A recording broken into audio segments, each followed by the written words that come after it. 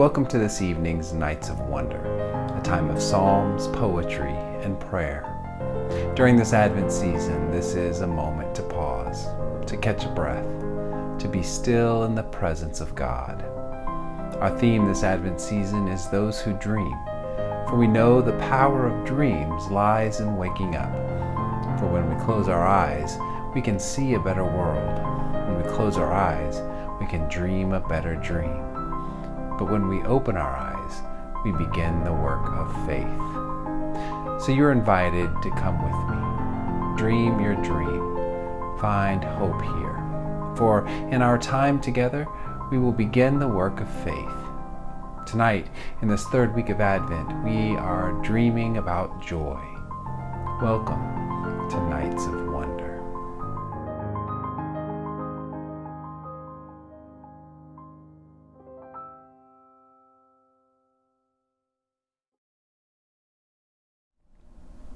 The Reverend Emily Heath has written, "I think it's easy to be joyless in this world.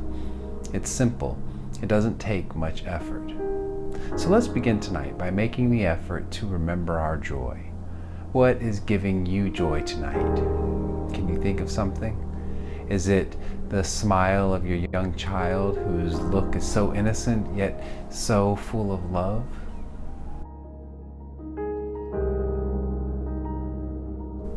Is it the warm glow of Christmas lights as you sit in the dark long after everyone else has gone to bed? Is it in the satisfaction of your work, knowing that you put your best in what you do? What is giving you joy in this moment? Take a moment and let it come to you.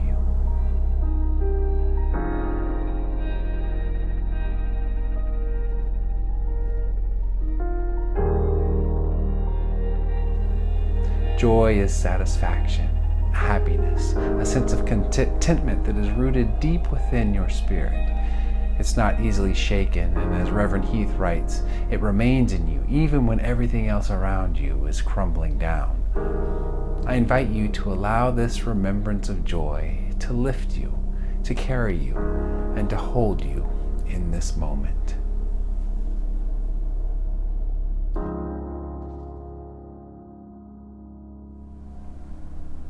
We move now to the reading of our Psalms, and in this third week of Advent, we're guided to Psalm 126.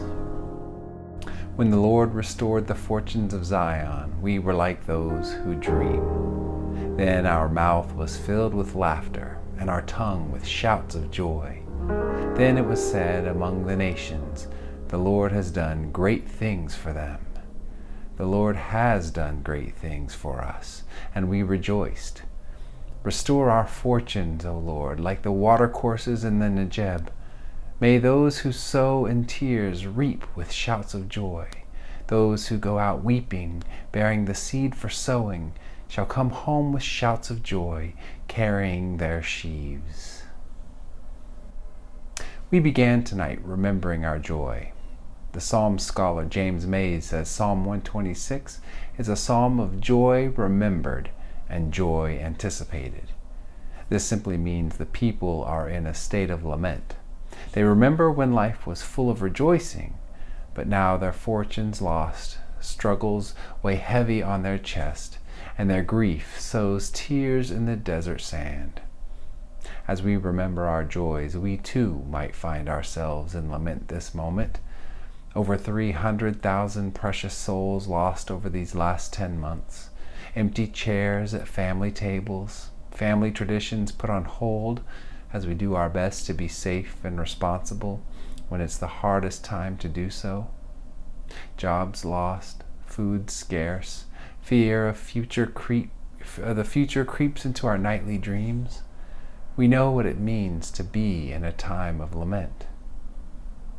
But in the midst of it all, like those living in the desert who, in the driest of seasons, are confident that the rainy season will once again flood their land, we know joy is coming again. For our God is a God of birth and life, of reaping and harvest. For it is the tears that we sow now that will reap joy in the future. So feel your pain, mourn your loss, grieve your heartache, but remember your joys as well. And be confident that joy will return. As Eugene Peterson translated this psalm, be confident that God will bring rains to our drought-stricken lives, so those who planted their crops in despair will shout hurrahs at the harvest. So those who went off with heavy hearts will come home laughing with armloads of blessing. Amen.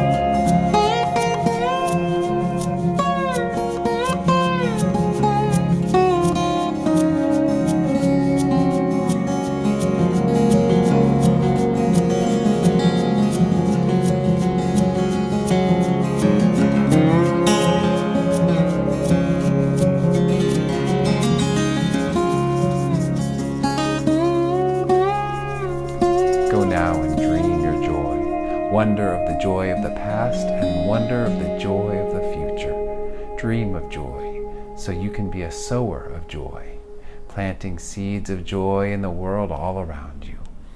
And know that weeping may endure for the night, but joy comes in the morning. Sleep well.